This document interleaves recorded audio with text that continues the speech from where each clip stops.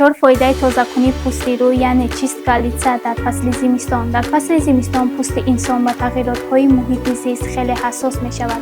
از سبب تاثیر هوای سرد و خشک، اینچنین گرمی سونی داخلی بیناها از گرم‌کنک‌ها و رادیاتورها پوست نمناکی‌اش را بیشتر از دست داده، پژمرده و برمحل پیر شده می‌تواند. برای آنکه پوست شما زیر تاثیر این عامل‌ها تراوت و جوانی و زیبایی‌اش را از دست ندهد، آن را از حجیره‌های مرده پاک نمودن لازم است. عملیات پاکسازی پوست در کاشانه حسن در فصل زمستان گذرانیده می‌شود. امروز ما به شما درباره 4 فایده تازه کردن پوست روی معلومات می‌دهیم.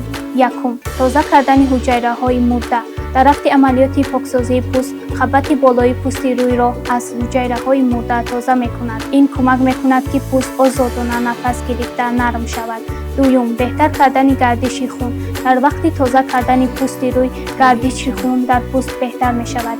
این به بهتر شوی رنگ روی و سلامتی پوست مساعدت می‌کند. سوم، حاصل کردن پوست تر و تازه. تازه کردن پوست روی باعث می‌گردد که محصولات غذادهنده پوست از جمله ملحم‌های نم کننده بهتر جویده شوند. چهارم، خلاصی از داغ‌های روی. در زمستان با وجود کم شدن روغن، افلاسی و چنگ به زودی به پوست روی می‌شیند.